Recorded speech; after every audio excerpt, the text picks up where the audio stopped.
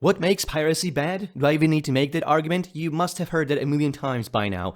Piracy is literally theft. When you pirate, you're stealing from creators and inventors by depriving them of their hard-earned income while you create nothing. Piracy isn't just illegal, you're also a bad person if you do it, because you're hurting a multi-billion-dollar conglomerate that made $5 billion in net profits last year alone. That $5 billion in net profit was made by Disney, who spent decades lobbying for massive expansion of copyright laws around the world. And in that process, copyright today encapsulates so much that it destroys the very concepts of other individual rights, like the right to repair, freedom of speech, and the right to ownership itself. In this essay, I want to argue that you should not feel sorry for pirating from a media conglomerate or a big tech streaming service or a giant gaming publisher. And not only should you not feel sorry about that, you should feel proud to do it. Even if piracy is illegal, it is an act of rebellion so important that doing it is your moral and civil duty. I want to reveal to you that copyright is not about protection of authors and artists anymore. That used to be its original idea in the 18th century, but today, copyright serves a much greater agenda at the behest of giant publishing corporations. What is that agenda? And how does copyright harm your ability to own anything at all? And should you always feel good about pirating? I'll answer all of these questions and provide my long-term solution to this problem that I think you'll want to hear about. This is a topic that will get this video suppressed by YouTube, so if you want to hear even more of my analysis that didn't make it into this essay, join my Patreon and access my podcast where I do exactly that. I cover all of the topics on my channel and many more in much more detail than I can do here. Without your support, this channel could not exist, so please go ahead and support my work. If buying isn't owning, piracy isn't stealing. That's a meme that undersells the reality. In truth, piracy wouldn't be stealing even if buying were owning. Almost everywhere you go, except for the law itself, piracy will be defined to you as theft. But that's a lie. Piracy is not theft, and it will never be theft. Theft is a zero-sum game. You steal from somebody and they no longer have it. Piracy is not that. When you pirate, you copy an idea, but the author still has the original. You didn't steal anything and you couldn't be charged with theft. You committed a copyright infringement, which is illegal, and you could be charged with that if caught. But even the copyright law recognizes that you cannot steal an idea because ideas are fundamentally abundant. If you pirate my idea, we both have one idea. If you steal my apple, you have one apple and I have none. But this is not why you should feel good about pirating. That should come from an understanding of what criminalizing of sharing ideas did to our society and our rights. That mean if buying isn't owning and all that stuff sounds like a joke, but it's not a joke. Piracy is a necessary evil in the post-copyright world order. When you buy a copyrighted work, you don't own it like you would own anything else you could buy. You technically only own the paper and ink the book is made of, for instance. The ownership of the book's content is almost indefinitely retained by the author. If you manage to live longer than 70 years after the author's death, that's when you get to enjoy that book fully and freely, because only then does it enter into a public domain. Disney's most famous Mickey Mouse has only last year entered the public domain after being protected for 95 years. But that release only affects the Steamboat Willie version of Mickey Mouse, not the later versions that became even more popular and emblematic of the company. Realistically, you will never have true ownership over physical works that are copyrighted. And this gets way worse with the digital goods that have no physical representation, and your landlords, I mean the publishers, can revoke your privileges at any moment for any reason. And when that happens, it will feel like your grandma kinda died. Copyright is literally the biggest conspiracy in the entire world and the neighboring galaxy. The "you'll own nothing and you'll be happy" was a widespread meme about how BlackRock and World Economic Forum will price you out of everything and you'll only be able to rent things from then on. But that's copyright. Copyright is doing that to you. Copyright was redesigned to destroy the concept of ownership, at least by the time it officially expanded to include computer software. Facebook is protected with the same ferocity as Harry Potter. Think about that. Everything today has copyrighted software inside it. Your car is a computer on wheels. Your fridge, dishwasher, watch, phone, fitness tracker, farming equipment, TV, console, everything that can be computerized is computerized with some vaguely programmed features that are paywalled behind a software lock to make you pay a subscription fee to get access to it. If you want better acceleration or heating seats in your car, you better pay up. If you want to unlock diagnostics and repair, you better pay up. If you want to disable and update it arbitrarily slows down your older phone, you better buy a new one. Some of that computerization comes with features such as being able to remotely control your device with an app. But the primary reason why everything today has a computer in it, even when the feature it brings is marginal at best, is because it allows companies to legally lock you out of owning the things you buy. Breaking through that lock is a criminal offense under DMCA, a US law that allows companies to use the government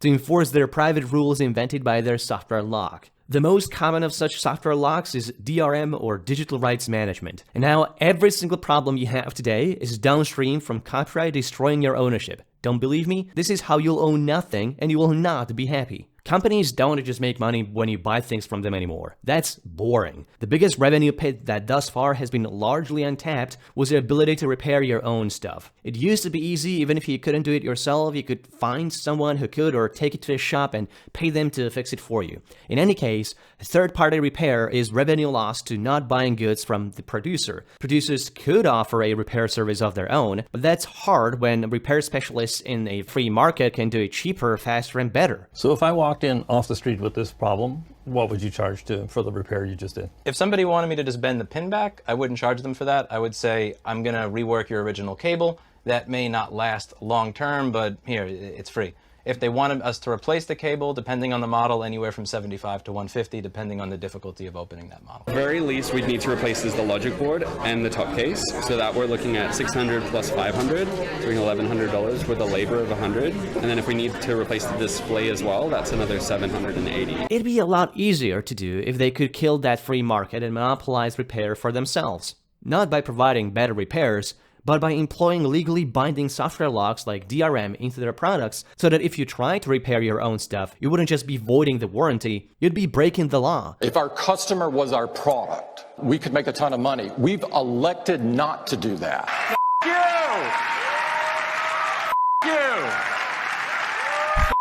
Because bypassing the DRM lock for any reason is a crime on its own. Remember how I said every world problem is now downstream from copyright?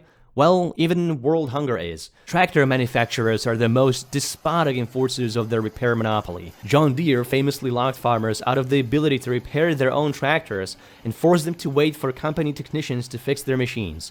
The problem is that when a tractor breaks in the field, the whole crop is in danger. A hailstorm, flash floods, or other events can destroy yield for a whole year if farmers aren't able to act in time. Farmers who couldn't wait for the overpriced John Deere authorized repair would be hacking their own equipment in order to fix it themselves. That, of course, wouldn't go so well with John Deere, who would go after these farmers with threats of fines and legal punishment. The precedence that this set is very, very clear. If you try to repair your own stuff without authorization from the company, you are committing piracy. You are a bad person, and you should feel bad about depriving the business of lost revenue they could have made had you not pirated their software lock to fix your shit yourself. By the way, farmers are double shafted by copyright and patents because they're not allowed to save or copy even the commercial seeds they buy from companies the likes of Monsanto. Farmers that even attempt to copy or modify seeds by crossbreeding will be sued by agrochemical companies for pirating their intellectual property. Isn't that insane? To bring this to the masses, Apple has been notoriously evil about the right to repair and ownership. They went as far as disabling iPhones that were repaired with unlicensed components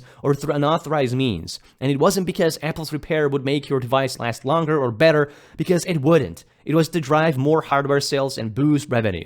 Apple only recently eased this despotic practice when they finally built a strategy to make more money from advertising and services. But Apple is still lobbying heavily against the people's ability to fully own and repair their devices. Think about how much prices of smartphones would have been driven down were we able to repair them freely and without IP restrictions. If you want to be able to repair your own stuff, you are advocating for piracy, if not straight out committing it. Perhaps the biggest abuse of copyright is to stifle freedom of speech. If you offend somebody and they want to silence your speech, it may be difficult even in countries with anti-free speech laws. Those oftentimes take time to enforce and go through courts. None of that is necessary if you can shut it down with a copyright strike, because most copyright claims are automated on most platforms. There are countless of examples happening every day everywhere in the world, but let me give you a couple. Turkish government, which is not pro-free speech by any measure, used YouTube's Content ID system to make false copyright claims against videos criticizing their president. In the United States, police officers planning on doing some good old-fashioned police brutality would be blasting copyrighted music into the street so that anyone recording their actions would trigger automatic takedown once uploaded to social media.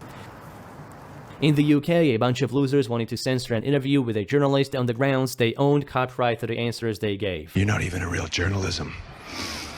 That's right.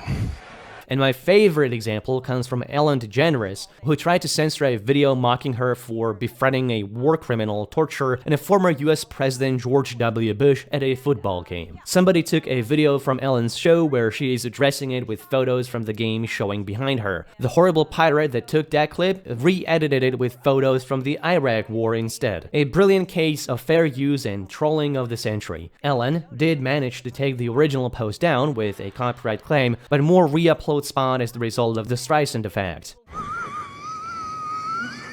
There are countless of examples on the Electronic Frontier Foundation and even Wikipedia in case you're still not convinced this is a problem. If you want to protect free speech by spreading these copyrighted materials, you are committing piracy.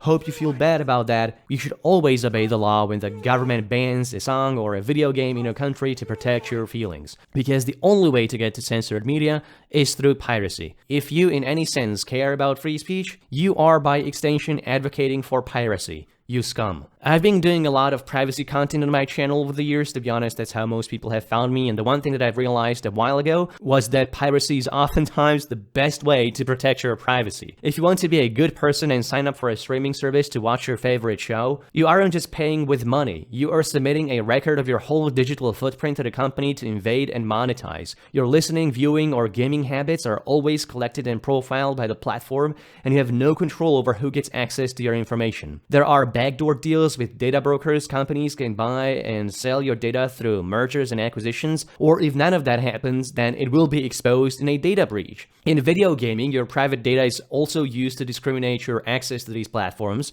which can cut you off from your favorite games. Not to mention the ambivalent anti-cheat software, which basically works as a rootkit, gaining full kernel access into your system, tracking every single keystroke and mouse movement you make. You don't have any of these problems with piracy. When you pirate, you still need to be careful where you get your files from, but in most cases, you have more privacy by not signing up to a platform with your personally identifiable information. Especially if you torrent from trusted communities over a reputable VPN like Mullvad or iVPN, you have unrestrained access to any media in the English language. If platforms want to gain our trust and want our money, they shouldn't be spying on our consuming habits and profiling our information for whatever business interest they have in mind. Until then, piracy will remain a relevant privacy strategy and anti-surveillance technique. As much as I've been venerating piracy as a solution to copyright problems, it's only a temporary one. Pirates are really only playing a cat-and-mouse game, and more draconian laws can make it impossible for us to enforce our rights to own, repair, and share the stuff we buy. We need to reform the copyright law, and for that, we need to change the societal attitudes towards modern copyright.